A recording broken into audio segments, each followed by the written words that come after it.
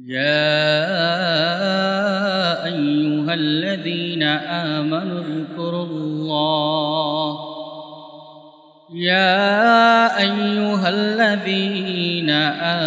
اذكروا الله ذكرا كثيرا وسبحوه بكرة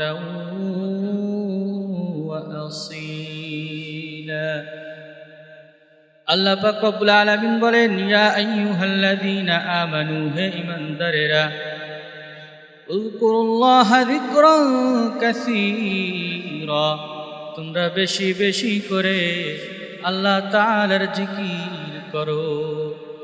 ওয়াসাব্বিহুহু বুকরাতাও ওয়া আসীলা, তোমরা সকাল সন্ধ্যা আল্লাহ তাআলার প্রশংসা করতে থাকো, তোমরা সকাল সন্ধ্যা আল্লাহ তাআলার পবিত্রতা ঘোষণা করতে থাকো। সম্মানিত ভাইরা আমার, এখানে সকাল সন্ধ্যা মানে শুধু সকাল আর সন্ধ্যা নয়, সকাল সন্ধ্যা মানে সকাল থেকে সন্ধ্যা পর্যন্ত, আবার সন্ধ্যা থেকে সকাল পর্যন্ত সারাক্ষণ আল্লাহ তাআলার জিকির করা। কিন্তু বড় আফসোসের বিষয়, বড় হতাশার বিষয়, সারা দিন চলে যায়, সারা রাত চলে যায়, কিন্তু একটা বারের জন্য আমাদের মুখ থেকে আল্লাহ শব্দ বের হয় না।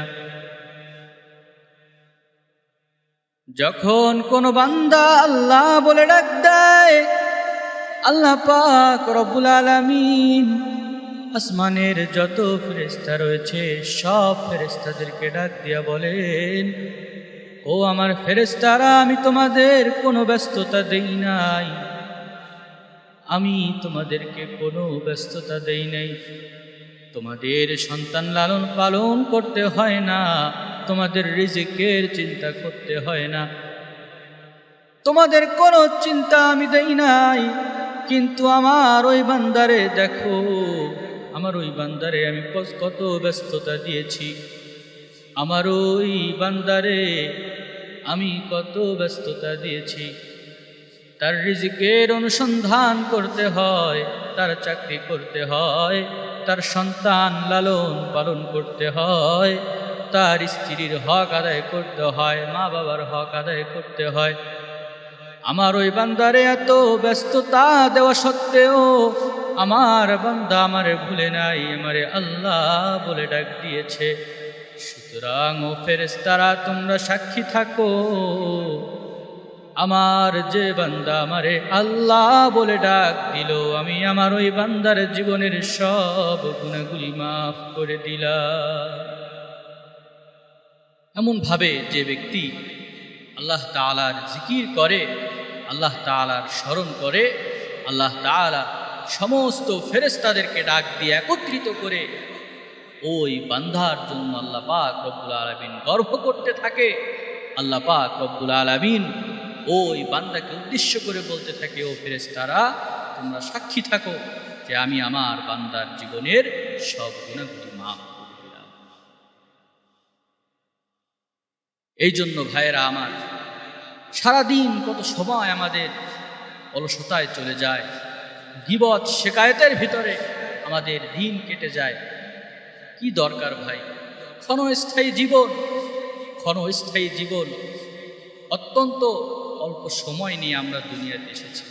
আমাদের সকলকেই এই দুনিয়া ছেড়ে চলে যেতে হবে। এই দুনিয়ার মায়া ছিন্ন করে আমাদেরকে চির অন্ধকার ঘরের বাসিন্দা হতে হবে। সুতরাং আমাদের জীবন থেকে, আমার এই হায়াতের জীবন থেকে যেন একটি মুহূর্ত যেন নষ্ট না হয়, এই জন্য সব সময় আমাকে সতর্ক থাকতে হবে। শয়তানের ধোকায় যেন আমি পড়ে না যাই, আমার জীবনের মূল্যবান সময়গুলো যেন উদাসীনতায় আর গাফলতির মাঝে চলে না যায়। প্রিয় ভাইরা আমার, আমাদের প্রত্যেককেই একদিন এই দুনিয়ার মায়া ত্যাগ করতে হবে। আর আল্লাহ পাক বলেন, যদি হে বান্দা, তুমি তোমার মৃত্যুবরণ করতে হবে, আর খবরদার তুমি মুসলমান না হয়ে কিন্তু মৃত্যুবরণ করো না। আল্লাহ পাক রব্বুল আলামিন পবিত্র কালামে পাক ইরশাদ করেন, ইয়া আইয়ুহাল্লাযীনা আইয়ুহাল্লাযীনা